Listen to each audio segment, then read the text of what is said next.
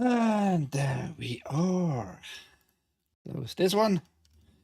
Welcome. My name is Ike. This is Switzerland.playit, and this is the TAGN, the Angry Game News, every day, Monday through Friday, 10 a.m. I talk about games, hardware, video games, movies, and TV shows, and like pop culture stuff. Many people are interested in that stuff because it shapes us. It shapes us, actually. Pop culture is important. It brings us forward. It makes civilizations grow. If the pop culture is healthy, the civilization is healthy, pretty much. Ahoy, ever eaten? Ahoy, ouch my junk. Ahoy, haste. And I try to find every day interesting stuff for you and for me. And sometimes it's easy, sometimes it's a little bit harder. Today was a little bit harder maybe, but we have some very interesting pieces in those news today. My AI job! But before we come to that main attraction, some side notes. Rumor, Fatekeeper trademark points to Kingdoms of Amalur sequel. An actual sequel to Kingdoms of Amalur? Hey, it might be happening if a new trademark from publisher THQ Nordic is anything to go by. Eagle-eyed Reddit user Tozap spotted said trademark on the European Union's database. It's just been approved, having been registered on July 1st. The trademark itself is for Fatekeeper, which is where the immediate Kingdoms of Amalur links are coming from. Those have been played. Those who have played the action RPG will know that its whole story revolves around the power of fate. Your main character is unshackled from the concept, allowing them to rewrite the fantasy's world's future.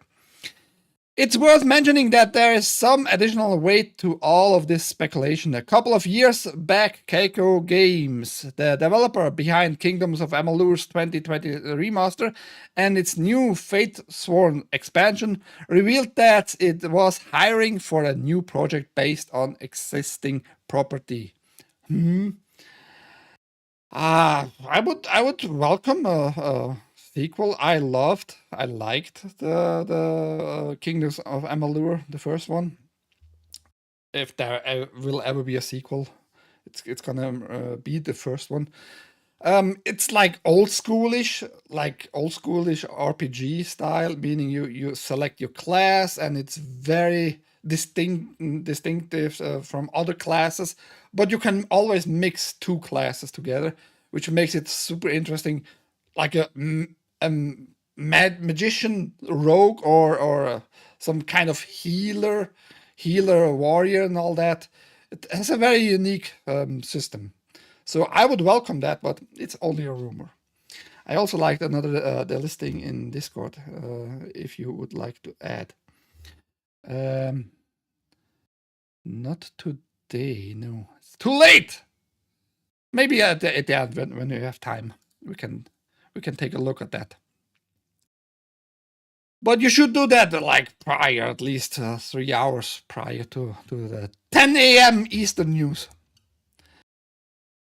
Are you a Christopher Nolan fan? We talked a little bit about yesterday about Christopher Nolan and him being maybe a little bit overhyped. Who knows? But it seems like tickets are going to be sold already this week and the end of this week for the new upcoming Christopher Nolan movie, The Odyssey. And it's going to be for IMAX theaters mainly. Or I think actually only for IMAX for the time being. And yeah, IMAX tickets for Christopher Nolan's next epic might sell out before it's even done filming. Christopher Nolan's The Odyssey, starring Tom Holland, Matt Damon, and a bunch of other big-name actors, is set to hit theaters on July 17th, 2026, aka a year from now. The movie is still filming as you read these words. And yet, Warner Bros. Will soon start selling tickets for IMAX 17 millimeter showings that will likely sell out before principal production on the movie is even finished. Nolan's The Odyssey is a massive live-action adaptation of the ancient Greek epic of the same name by Homer. The movie follows the long journey of home King Odysseus, playing by Matt Damon, following the Trojan War, while his son, played by Tom Holland, looks for him and tries to figure out what happened to his old man. The movie reportedly has a budget of $250 million US and is likely to be Nolan's biggest film yet. I think like Nolan fans in particular feel always the same. Like the next Nolan movie is the biggest. The next Nolan movie is the biggest, and all that. It might be just a overhyped movie. Who knows? Because many actors, I told already yesterday. You know, I just found it. Oh, no fucks given. Like I said, we can take a look at the end. So we have a little budget reporting here again. And yeah, you can get the tickets later this week for the movie in 1 year. In 1 year, you can get the tickets for IMAX theaters. I'm not looking super forward to it, but I just found it interesting to report it that they are selling tickets 1 year in advance. A little bit crazy. Another little crazy news we got is we have now the lead actors for the new upcoming Zelda movie by Nintendo. The Zelda movie's lead actors have been revealed by Nintendo. Nintendo and Miyamoto have just announced the two lead actors in 2017's live-action Zelda movie. We now know that both lead roles will be played by British actors, with Link portrayed by Benjamin Evan Ainsworth. Pinocchio, I have not seen that one. And Bo Bregason, three girls, appearing as Zelda. While neither is a household name, that seems likely to change in a couple of years given the high-profile nature of this production. Shigeru Miyamoto took to the Nintendo's Japanese X account to make the announcement, saying, "I'm pleased to announce that for the live-action film of The Legend of Zelda, Zelda will be played by Bo Bregason-san and Link by Benjamin Evan Ainsworth-san. I'm very much looking forward to seeing both of them on the big screen," and so on and so forth. And I don't know those actors. They are fairly young. She is now like 21-ish, and he is like 17-ish. So, meh.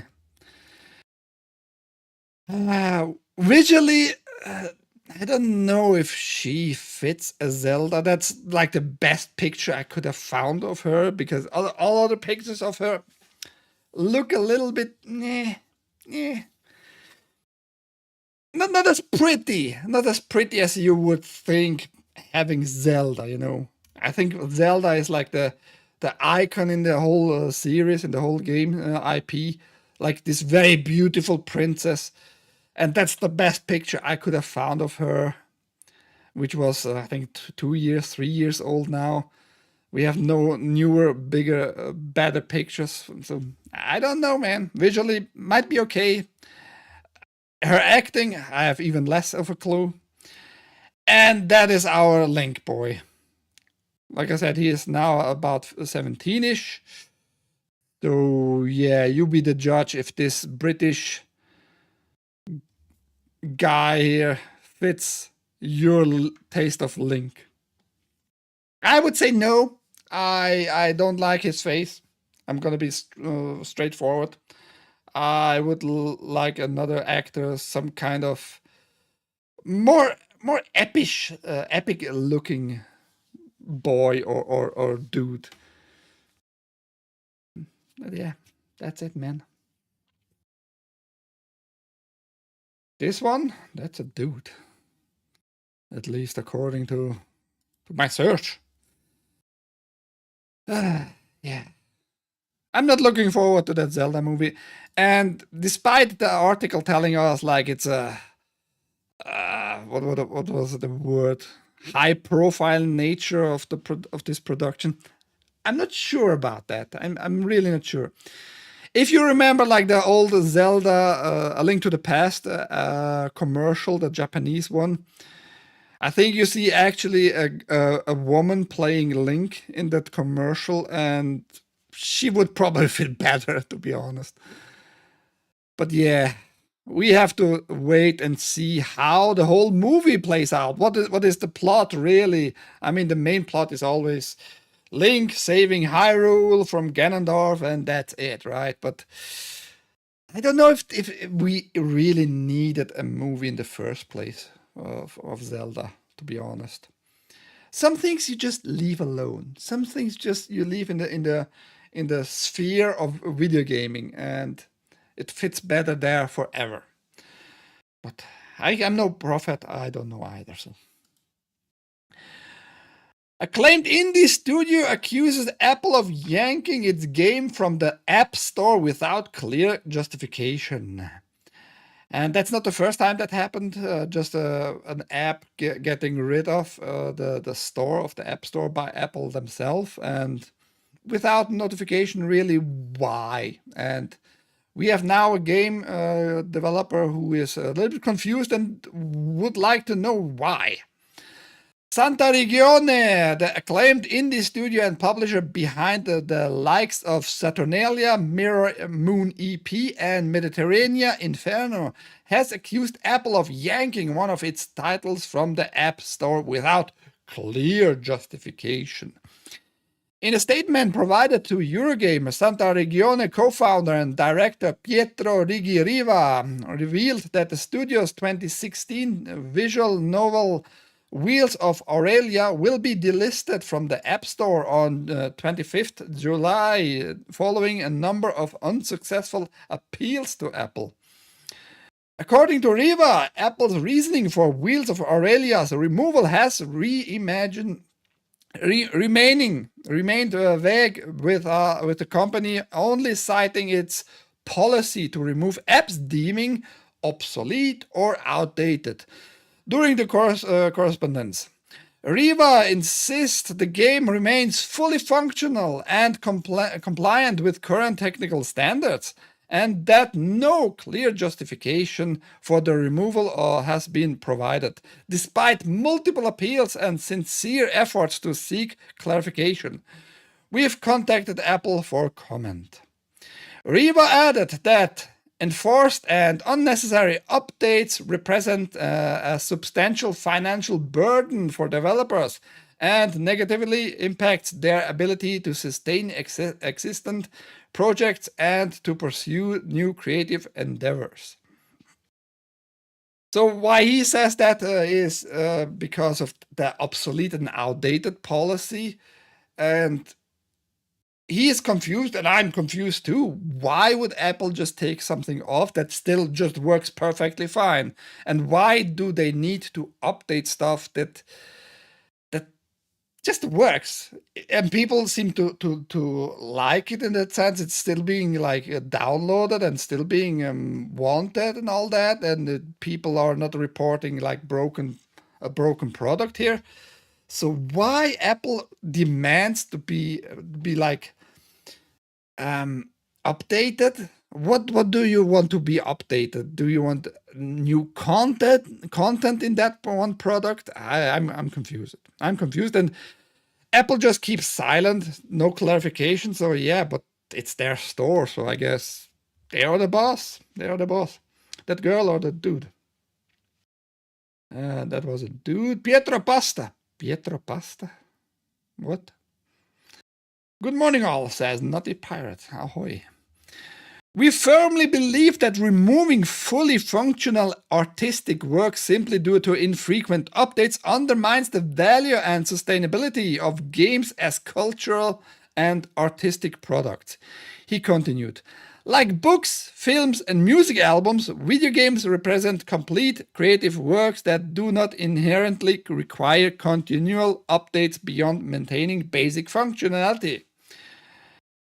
Riva called Apple's practices especially troubling, given the tech company's dominant position in digital distribution, adding they reinforce the importance of diversified ecosystems.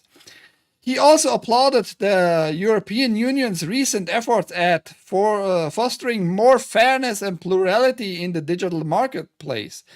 Apple, of course, has repeatedly expressed its discontent over EU decisions stemming from the Digital Market Act's legislation Riva appears to be referencing, and is currently appealing a €500 million fine it received in April over the restrictions it places on app developers wishing to use alternative purchase methods.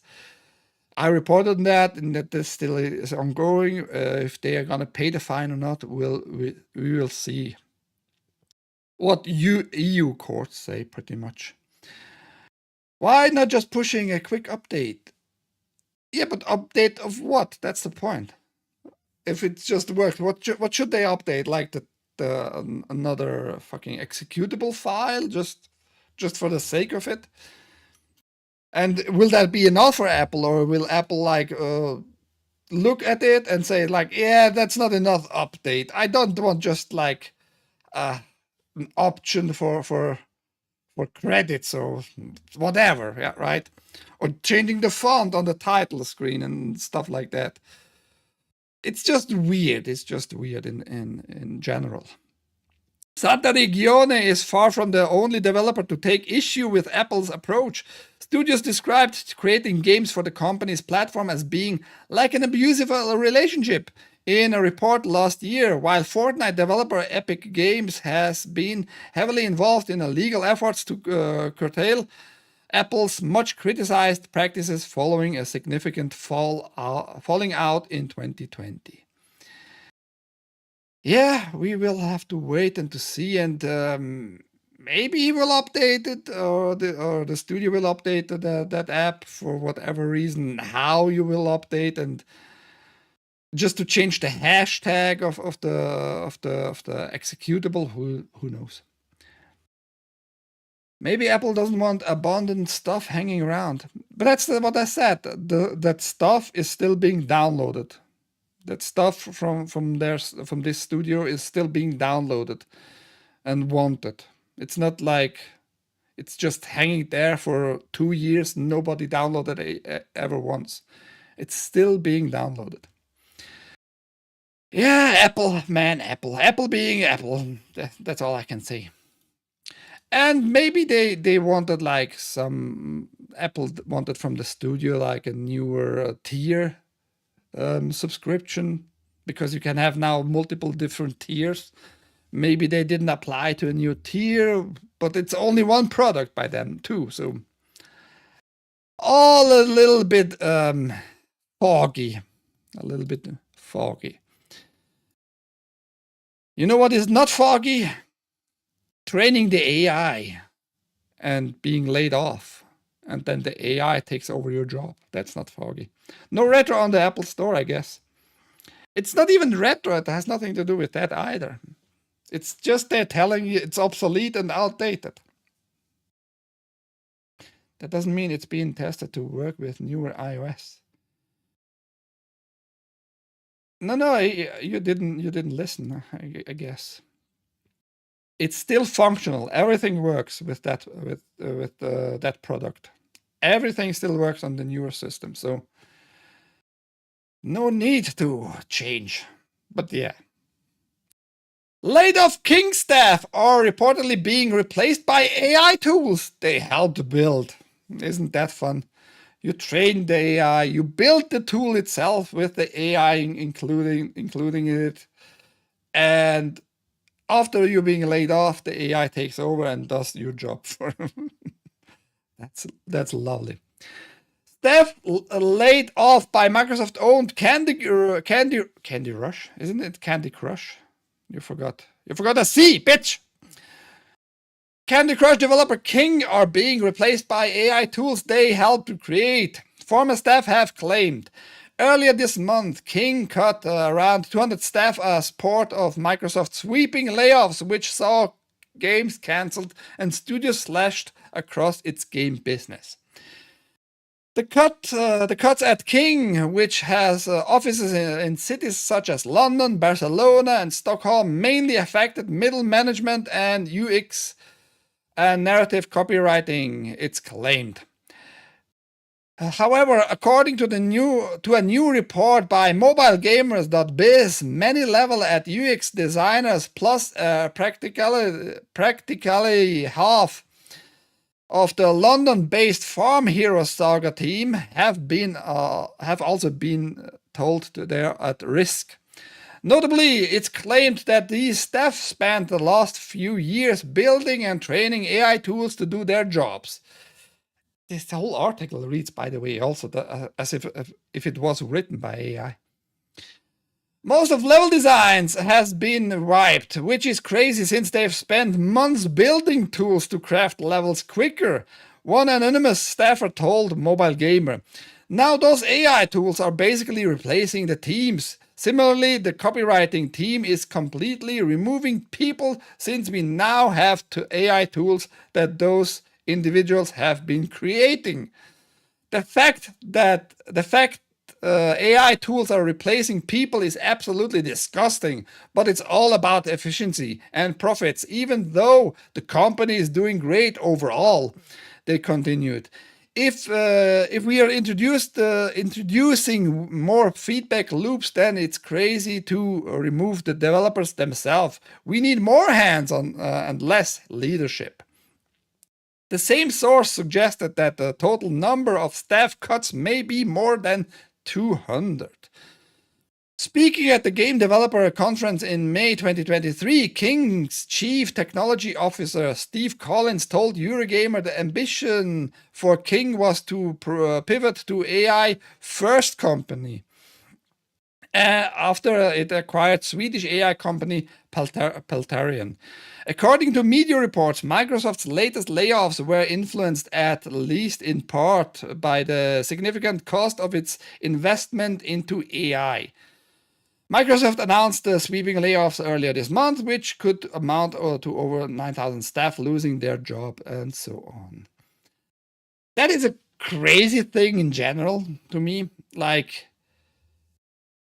And those people who built those tools and who trained those tools, they must have knew for a fact, we are training those tools and we're going to be replaced by it. Otherwise, why would we train and why would we make those tools for those tasks and that work we actually otherwise would do?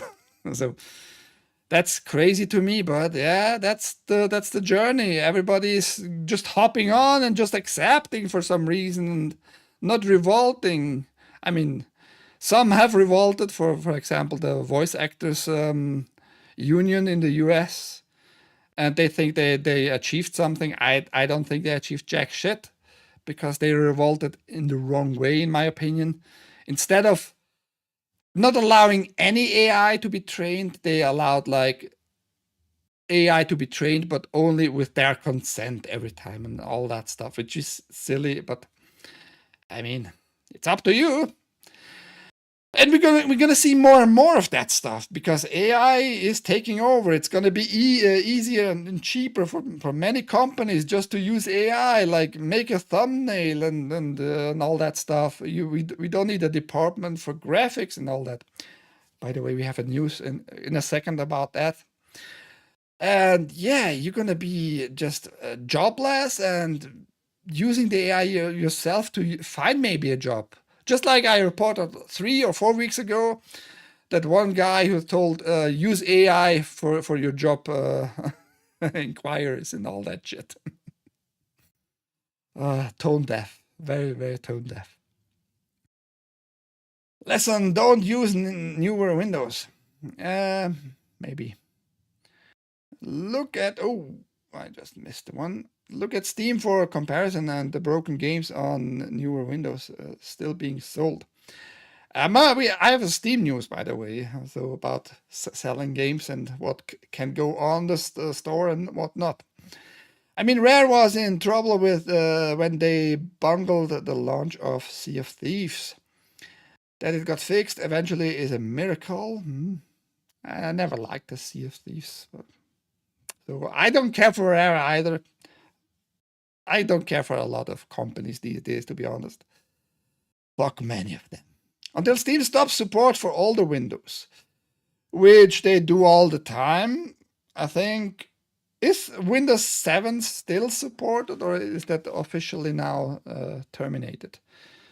I know for sure Windows Vista is off the list. No support more for Windows Vista at all. If it works on your system with Vista, good for you. But other than that, Valve doesn't care. They technically did, although you can get around it. A few videos out there showing how much better AC Black Flag is in spite of being 11 years old. Never played that. After one, I actually pretty much stopped AC. AI stuff. Xbox graphics lead blasted for using AI-generated image in job advert. That's really retarded. And that's the picture in question here. And I have not really problems with AI pictures being used at all. If it has to be quick and you don't want to waste money and all that, why not?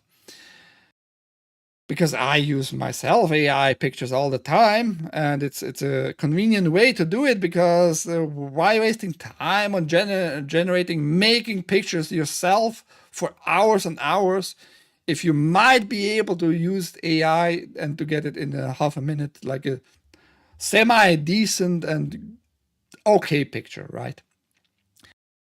But you might spot a big issue with this one. I mean, it's a weird display, that's for sure. Maybe it's like a transparent one. Maybe it's a futuristic one. But that the AI is too stupid, or whatever AI that guy or girl used here. I think the name was Mike. I think you're a little bit too retarded, man, to use a decent AI to generate your pictures. The rest is fine. I have no issues with the rest. It's like whatever, right? But also, you're in the graphics department yourself, so you try to save a lot of time. Are you that incompetent? You can't make yourself a picture out of some graphics? Maybe it's a girl named Mike. Yes, who knows? Anyway, let's get into this article here. The principal development lead of Xbox graphics has been criticized for advertising new job opportunities using an AI-generated image. The LinkedIn advertisement posted by Mike Metzel, they, them, maybe, who knows, invited folks with experience with device drivers, GPU performance, or related validation or engineering system experience to get in touch, appending an image that many artists posit was created by generative AI due to numerous inconsistencies, including missing and incorrect shadowing. I mean, that's you don't need like shadowing in the whatever. The misalignment patterns, missing chords and power leads, or whatever. That's all details. Nobody really cares. But this one is a little bit annoying. And the monitor facing the wrong way. It's a futuristic monitor. It's a transparent one. That's why you see stuff on the back, man. The post has garnered significant interest on LinkedIn and beyond. Making an AI image to try and recruit for graphics teams mere days after Xbox laid off 9,000 people, surely including members of the Xbox graphics, in order to spend $80 billion on AI is exceedingly tone deaf from both Mike and Xbox, wrote a front-end web developer. Unbelievably tone deaf, embarrassing, added another commenter. Zero self-awareness whatsoever. I had to make sure this wasn't a troll account. At the time of writing, Metzel's post remains online. Yeah, I mean, those comments are spot on. I mean, you're laying off like thousands of people, and a lot of them actually in the games departments of Xbox, right? And you can't make a decent little graphic for your job inquiries for people. It's just fucking weird. It's fucking weird. And that management department, or the management level where Mike is, should also be laid off, in my opinion.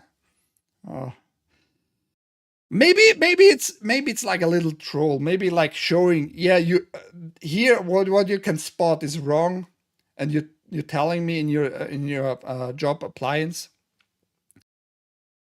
what I did wrong and what you would change. Maybe, but I doubt it. That nothing makes sense at Microsoft these days, it seems. I mean, if everybody got their shit together as gamers and demanded finishing products or the game mega fails, it would get better. There are TVs out now that are transparent. Yeah, but very impracticable, very useless actually. No, not even to read. They are really useful. It's just like a concept art actually these days. But yes, there are such TVs out there. Futuristic, as usual. Too many are happy with Pixlop. That's true. Yeah, Nutty. I have mostly stopped buying new PCs games. Expect some small indies. Soul and Small Devs team will outcompete these companies soon anyway. I wouldn't be too sure about that. Because AI, all the bigger companies are investing a lot of money into AI stuff, right?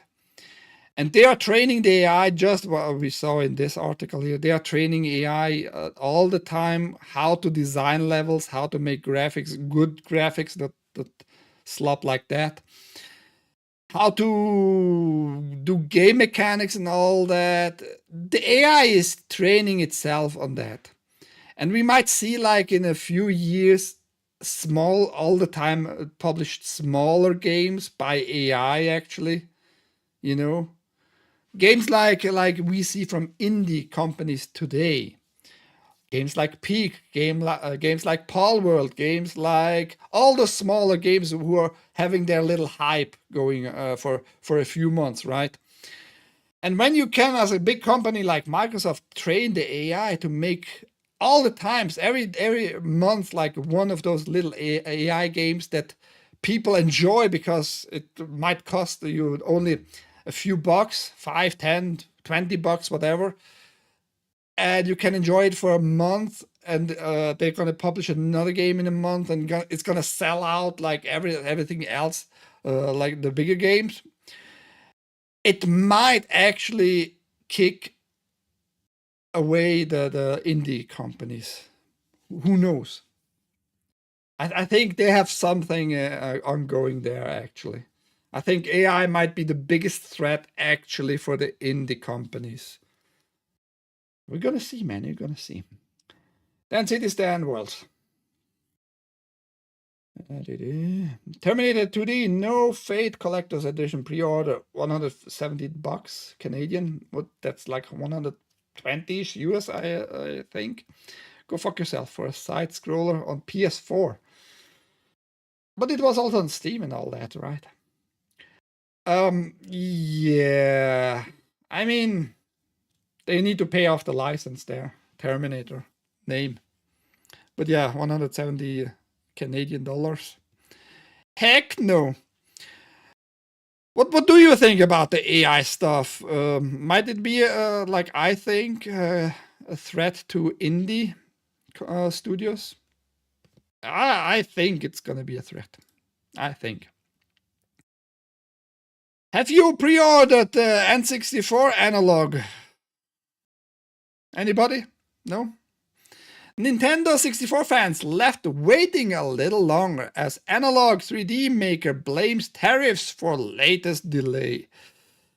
I don't know if you can blame tariffs on everything, but there you go.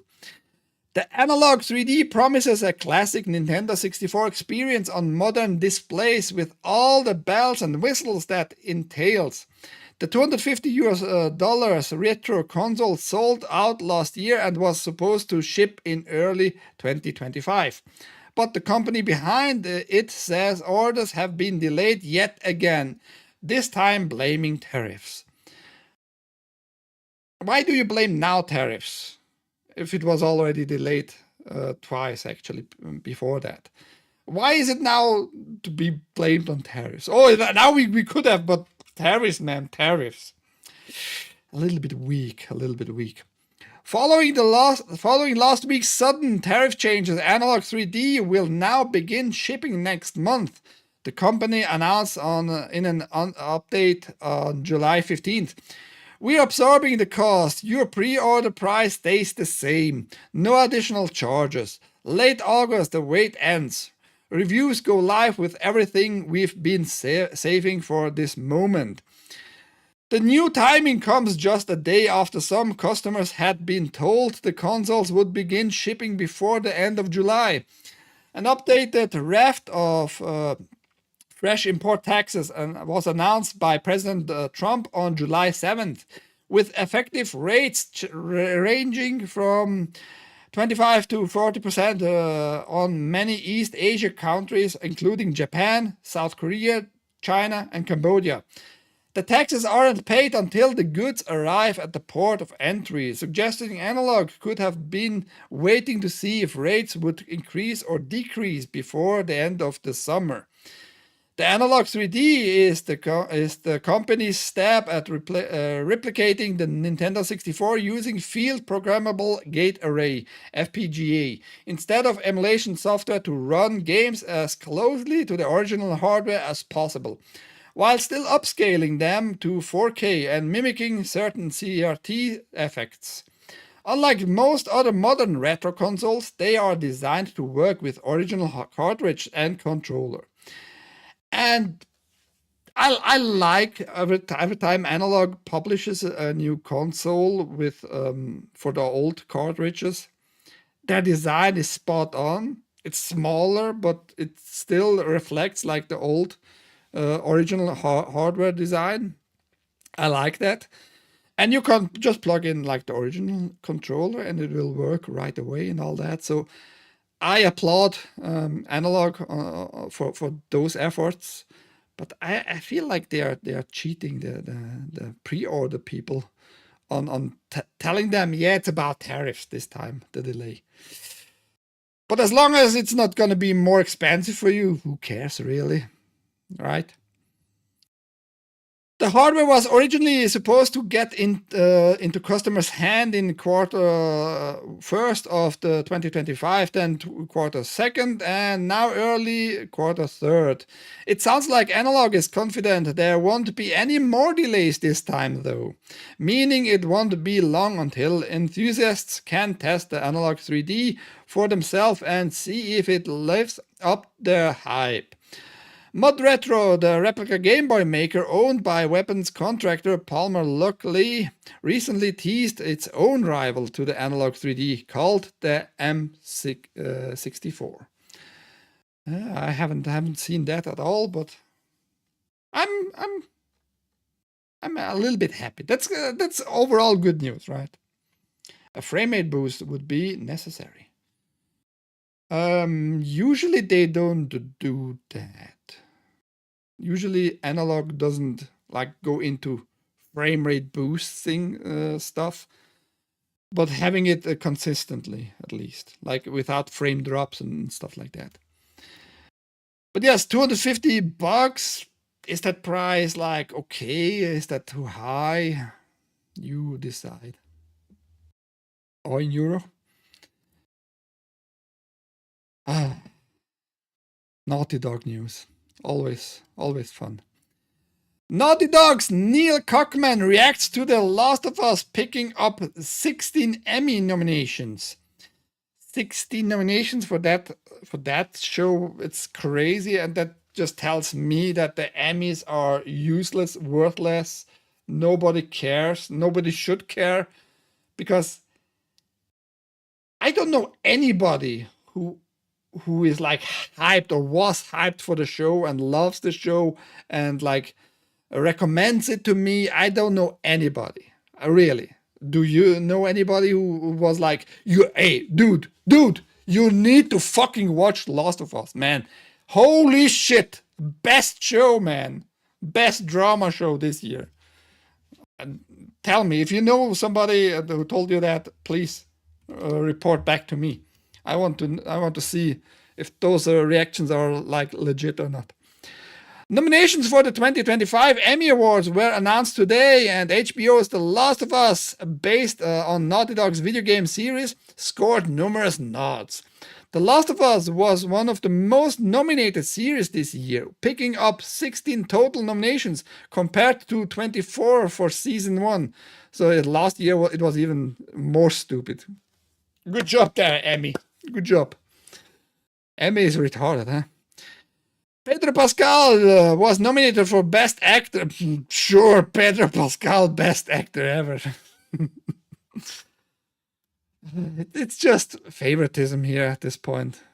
Retards are gonna favor retards.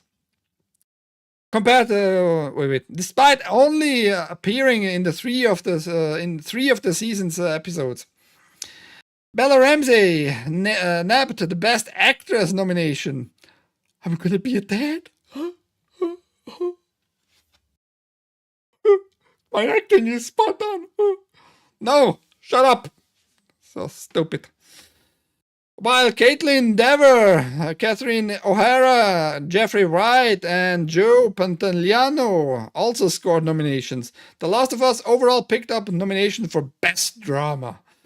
Other nominations for the series include Best Production Design, Casting, Picture, Editing, Contemporary Makeup, Prosthetic Makeups, Music Supervision, Non-Fiction Short, Sound Editing, Sound Mixing, and Special Visual Effects. I mean, I can see stuff like that, sound editing. It might be like just technically very well done and all that, but Best Actors, Best Drama and all that, fuck off. On behalf of the entire development team at Naughty Dog, thank you to the Academy and a huge congrats to the entire cast and crew of The Last of Us Season 2 on their Emmy nominations, Naughty Dog boss Neil Druckmann said. To see the story of The Last of Us Part 2 celebrated and find new life and new fans has been a thrill for our studio. And with that said, I still am gone, by the way. Right, Neil Druckmann? What a loser. What a loser. Why did you go if it was like such highly critical acclaimed stuff? Huh? Why did you go in the first place? Why didn't you stay there? Did you were gone, like it in that sense? Did they made you go, Mr. Neil Druckmann? So weird. Yeah, but there you have it. I think the Emmys are worthless, just like the Oscar nominations these days. Very worthless. You can't tell if they are like trolling the viewers or if they are just that stupid. You just can't tell these days.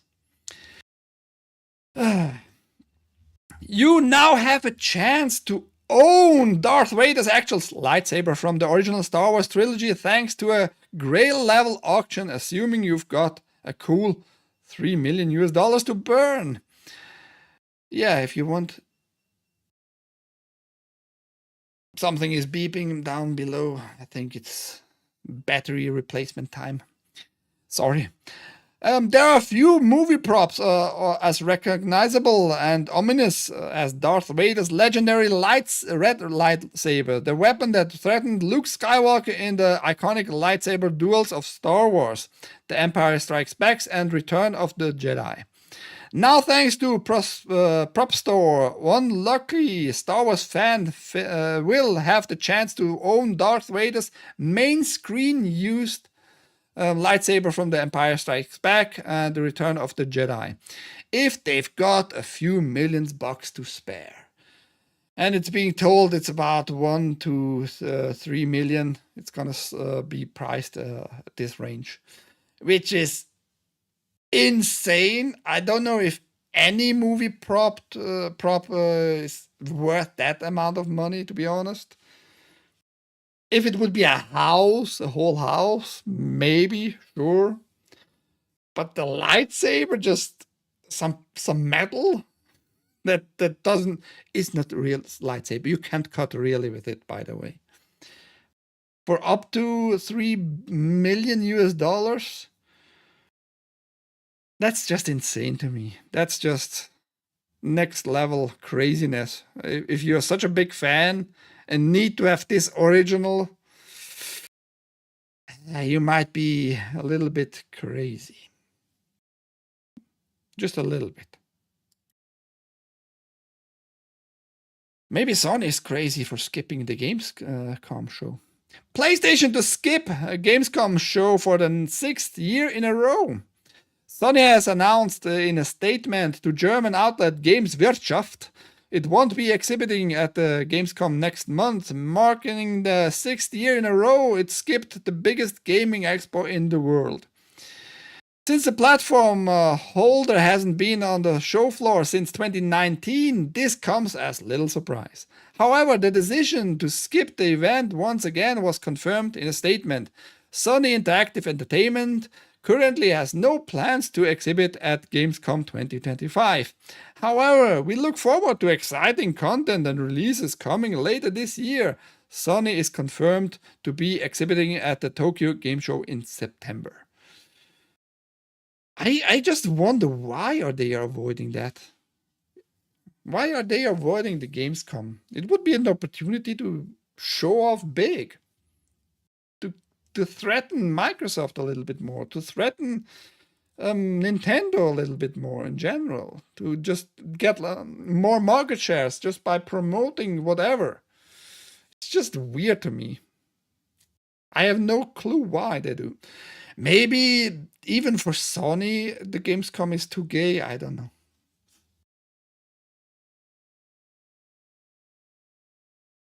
Almost at the end here, everybody. Ahead of GTA 6, Rockstar makes more changes to Social Club before seemingly taking down its dedicated site entirely. So they have like the Social Club online, the website which connects like the community. That's why it's called Social Club. And it was brought up. Oh shit! Aced! Thank you very much for that one gifted there. Hell yeah! It was mainly brought up with actually Max Payne 3 when that came out, because Max Payne 3 was very connected to online services for whatever reason. You didn't really need it, but it was like a copyright thing too, distributing it over their newer platforms. And Social Club was just this hub where people could connect to each other and sharing stuff. Goodbye, Rockstar Social Club, the service which allowed you to share videos, create GTA Online crews, and get access to exclusive rewards, appears to have shut down for the moment. The URL that used to direct you to the Social Club now redirects you to Rockstar website homepage instead. This change follows the removal of several features. It was noted yesterday by Rockstar Intel that several key features, including wall feeds, viewing other profiles, and the ability to search for videos and pictures, were missing. Then late last night, a Rockstar News account on Twitter shared the discovery that the URL now redirects to the homepage. It's hard to know if it means the service is dead or if Rockstar is simply taking some things down for fixing. The company hasn't issued any statement, but the fact that the URL redirects rather than produce a 404 error suggests whatever has caused the Social Club to be taken down is intentional. I mean, they might just change stuff and redirect for the time being. The Social Club was relaunched in 2012, becoming what we know as it is today. The original blog post mentioned that Max Payne 3 multiplayer, God, that makes me feel old. It was placed where you could make a profile and track and share all your achievements in Rockstar games. It basically became the place to go for GTA Online and Red Dead Online players. I remember making a crew for GTA Online way back in 2013, but because it didn't really integrate on the game side of things, my friends and I left the service behind pretty quickly and never looked back. I wouldn't be surprised if Rockstar shuttered it completely. But it could also be preparing a relaunch of some sort to coincide with GTA 6. Yeah, maybe they're just integrating already some behind systems, you know, for GTA, preparing it, whatever. Or they just thought like, fuck it, nobody really used it that much anyway, so why wasting energy and time and support for all that? Maybe you go to Kenesi. Kenesi is a big Rockstar fanboy here on Rumble. And he can tell you more and what he thinks about that shutdown for the time being. It's just interesting. Without any notice, without any information, they just removed it for the time being. Speaking of removing, how do you like when the biggest game library and store online removes games and doesn't even allow some games anymore? And the rules are changing. That's also the weirdest part. And what kind of rules they have now set up, with what connection, with what yeah, you're gonna see. Steam rules updated to prohibit content that violates rules set forth by payment processors and banks. Banks are now ruling once more. Valve has updated its rules regarding content that developers aren't allowed to publish on Steam, as reported by GameSpark. The rules and guidelines section of Steamworks documentation now has an extra clause, and it suggests that publishers are required to comply with rules and standards set forth by various third parties involved in the processing electronic payments. The rule seems to be predominantly related to adult content. And here we have a little outlook on that rule change. What you shouldn't publish on Steam. 15th, content that may violate the rules and standards set forth by Steam's payment processors and related card networks and banks, or internet network providers, in particularly certain kinds of adult content. So, who is here in charge now? That's my question. Are the banks in charge of what comes on the Steam platform all of a sudden? Isn't that a little bit weird? Why are they setting the rules for developers, what is allowed and what not? Shouldn't you at least offer like those developers who can't be connected to banks and payment processing other means of selling the games? I don't know, maybe with crypto, maybe with whatever, but it just sounds very weird that the banks now are setting the standards for what comes on your storefront or in the store in general, which is just weird. Steam moderating on behalf of payment providers. This is not surprising. It is kind of surprising for me because Steam was always like this one platform that said like, fuck everything. As long as we get our share, we don't care in that sense. But now that they are going according to their payment processings, weird. Prior to the update, the list includes 14 clauses prohibiting things like hate speech, when the bank says like, we don't want hate speech on in your store. Fuck off. Fuck your mom. How is that hate speech, bank? Am I not allowed anymore to even buy stuff? as a customer, because that's going to be the next step. You as a customer being addressed. If you're maybe posting in the Steam forum something hate speech wise, and the bank just says like, yeah, this guy needs to be removed from your platform. We don't want the users and customers like that on your platform. What is hate speech in the first place? Malware? Well, I guess I agree with malware. I don't fucking want malware. Sexual content depicting real people? In what sense? Because Steam has also a few movies. It is distributing some movies. It's not like a movie platform or anything like that, but you have a few movies up there too. So no nudity, no kissing. What is sexual content really, right? And any form of exploitation of children. I can agree with that though, absolutely. Just like with malware, I'm fine with that. Exploitation of children, absolutely fuck off with that. But yeah, hate speech and real people depicting sexual content, you're not very clear in my opinion. The new 15th clause suggests that Steam may additionally have to crack down on specific types of adult content in response to the requirements of payment processors and banks. There are currently no specific examples of what this may entail. Yeah, I wonder why you don't have any examples. Leave it open for interpretation by only you. And by only you, I mean the banks and the payment processors, because Steam probably doesn't give a shit. Still. If Valve wants to process MasterCard and Visa, they'll play by the rules.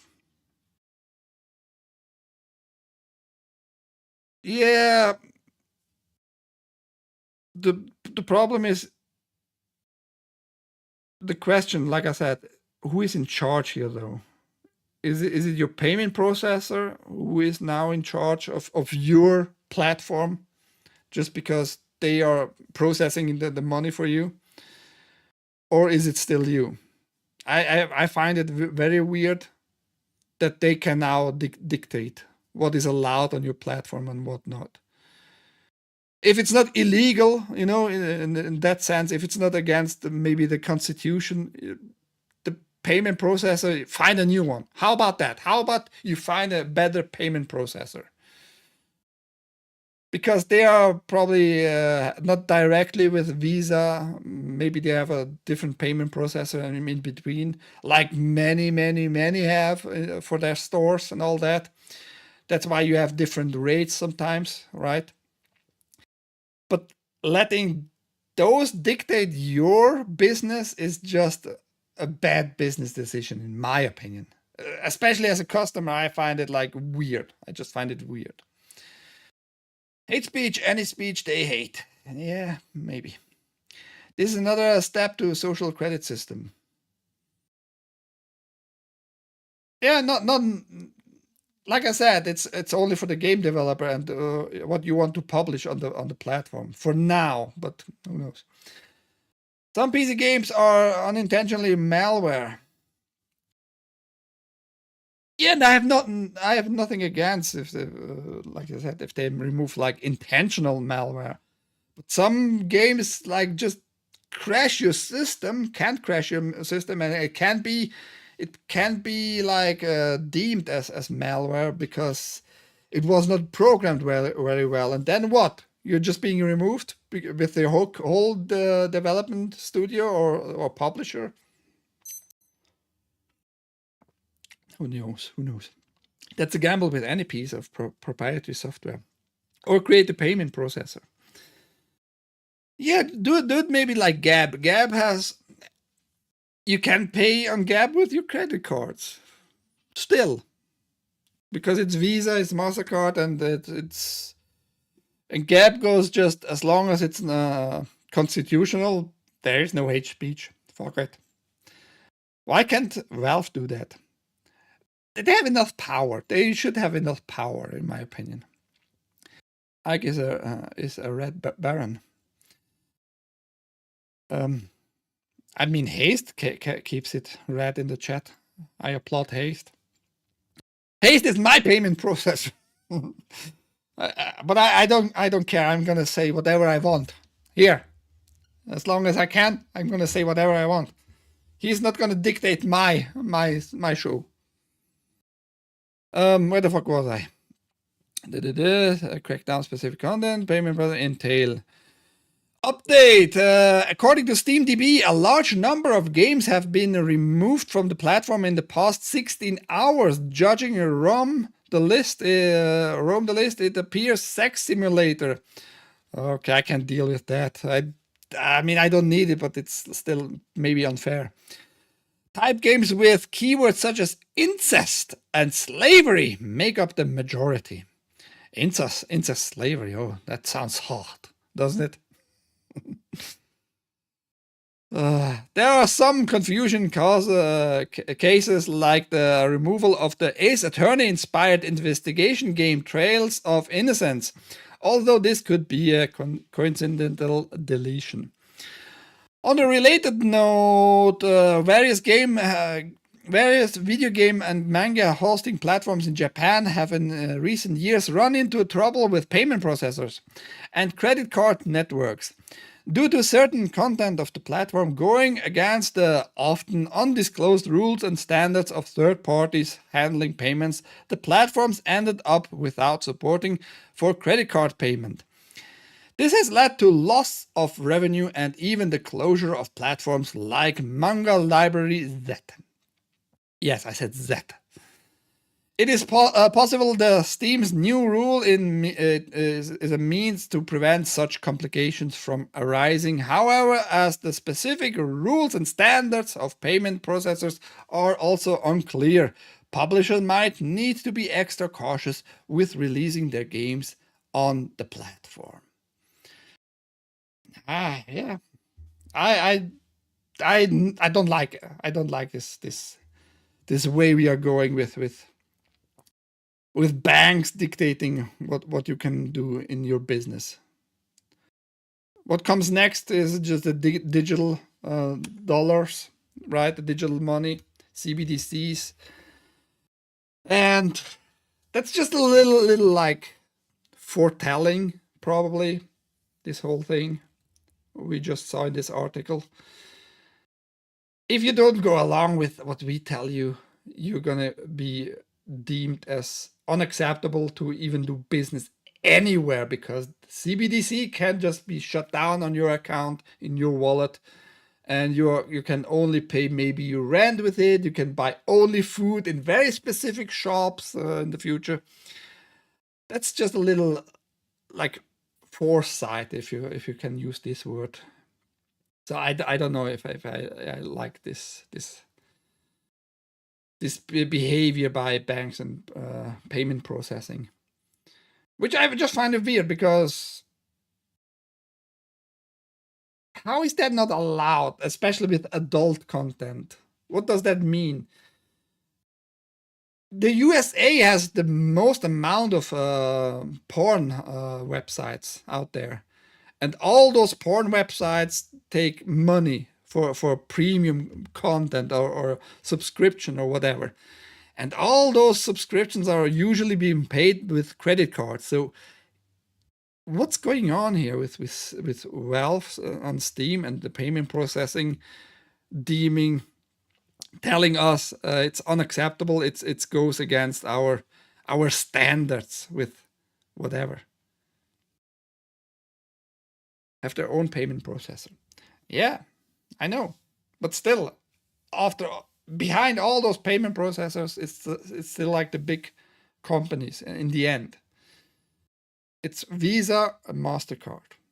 Visa being like the biggest one globally. So why is it still no issue there, but Valve makes already an issue for us?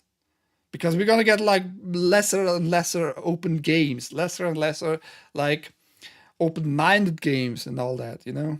If the publisher has to be on his toes, like in scare of Valve being declined your product, your game or whatever, because it has maybe a nipple, I'm just saying it's a weird way we are going. But that's just me, I guess. Anyhow, everybody, it's already an hour over. Much thanks to Haste for the one gifted.